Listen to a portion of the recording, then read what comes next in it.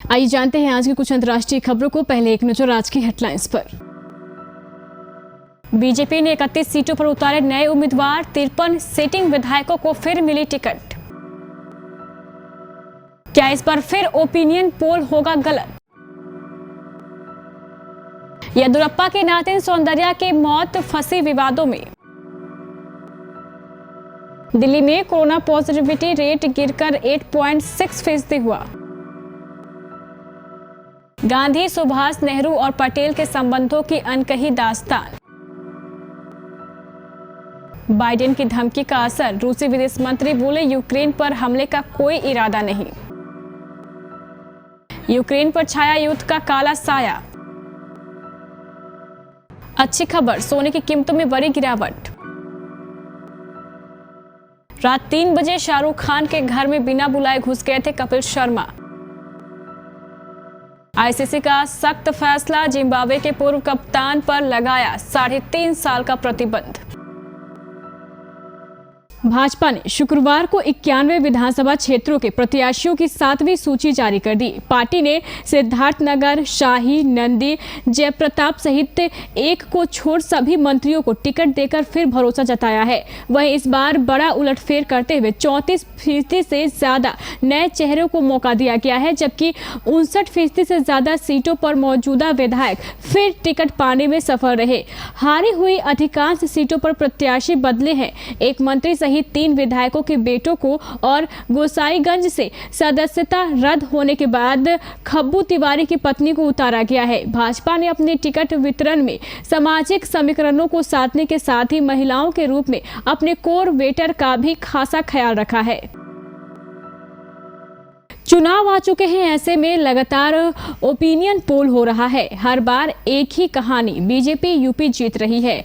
Facebook, WhatsApp और Twitter पर इसका इतना प्रचार हो रहा है जैसे 10 मार्च के रिजल्ट इन्हें पता ही है।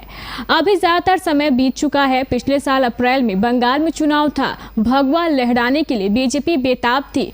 कुल 10 मुख्यमंत्री और 12 से ज्यादा केंद्रीय मंत्री प्रदेश की गलियां छान रहे थे। ओपिनियन पोल इनकी मेहनत से पिघल गया। बताया गया कि 292 सीटों में 183 पर बीजेपी जीत रही है। नतीजा आया तो बीजेपी सिर्फ 77 सीटें ही पा सकी थी।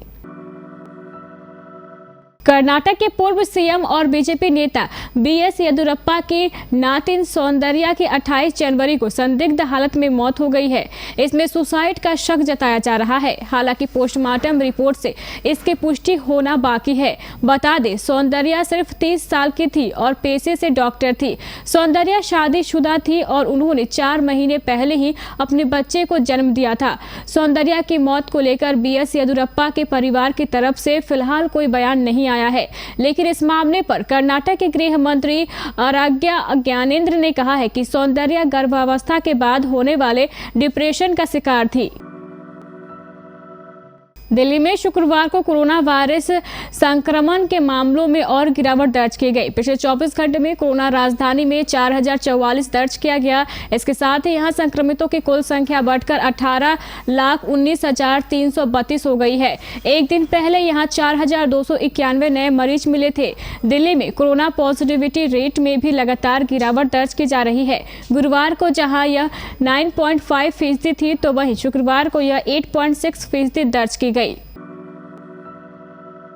गणतंत्र दिवस के अवसर पर एक निजी चैनल ने 93 साल की स्वतंत्रता संग्राम सेनानी रानी सरोज गौरीहार से मुलाकात की। उन्होंने आज़ादी की लड़ाई के दौर के कई दिलचस्प किस्से सुनाए। उन्होंने महात्मा गांधी, सरदार पटेल, जवाहरलाल नेहरू और सुभाष चंद्र बोस के आपसी संबंधों के बारे में भी बताया। उन्होंने कहा है कि आजकल उनके संबंधों को लेकर बहुत सी गलत बातें प्रचारित की जा रही है। कंगना रनौत के आज़ादी को भीख कहे जाने के बयान पर रानी सरोज ने दुख जताया है। यूक्रेन और रूस विवादों में फिलहाल जंग का खतरा खत्म होता नजर आ रहा है। शुक्रवार दोपहर रूस के विदेश मंत्री सरगेई लावरोव ने साफ कहा है कि यूक्रेन पर हमले का हमारा कोई इरादा नहीं है।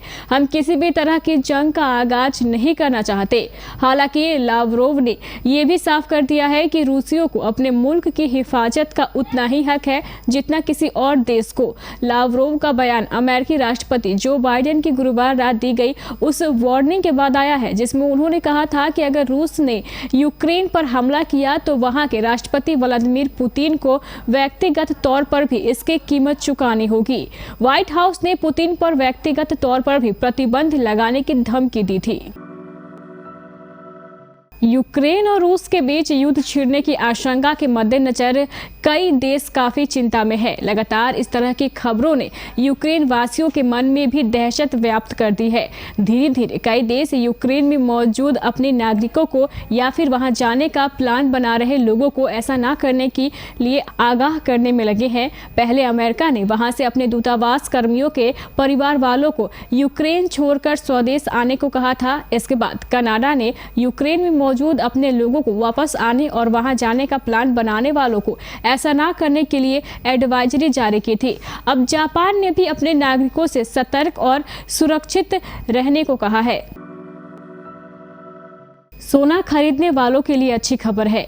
अगर आपका भी सोना चांदी खरीदने का प्लान है तो इस समय आपको सस्ते में सोना मिल जाएगा। बता दें, 2 दिनों से लगातार सोने और चांदी की कीमतों में गिरावट देखने को मिल रही है। कल से अब तक सोना 986 रुपये प्रति 10 ग्राम और चांदी 2291 रुपये सस्ती हो चुकी है। कपिल शर्मा ने Netflix special I am not done at के खूब चर्चे हो रहे हैं। इस कॉमेडी स्पेशल के साथ कपिल शर्मा कुछ अलग करते नजर आ रहे हैं। शो में कपिल ने अपनी जिंदगी और करियर के बारे में बात की है। साथ ही उन्होंने बताया है कि एक बार वह रात के 3 बजे सुपरस्टार शाहरुख खान के घर में बिना बुलाए घुस गए थे। कपिल शर्मा बताते हैं कि एक बार उनकी एक कजिन लंदन से उनसे मिलने आई थी। कजिन ने फरमाइश रखी कि उन्हें शाहरुख खान का घर देखना है। कपिल ने तब शराब पी हुई थी। उन्होंने सोचा कि वह बाहर से घर दिखाकर ला ही सकते हैं, इसमें कुछ दिक्कत वाली बात नहीं है। ऐसे में वह कजिन को लेकर मन्नत चले गए। हालांकि जब वह मन्नत के बाहर पहुंचे तो उन्होंने देखा कि वहां किसी फिल्म की पार्टी चल रही थी और घर का दरवाजा खुला हुआ था, तो उन्होंने गाड़ी घर के अंदर ले ली।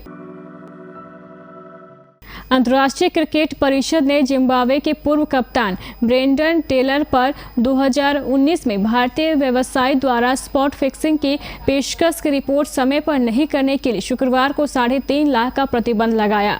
आईसीसी ने साथ ही टेलर को इसकी प्रकरण के दौरान कोकीन लेने के कारण डोप परीक्षा में विफल रहने के लिए एक महीने के लिए निलंबित किया है।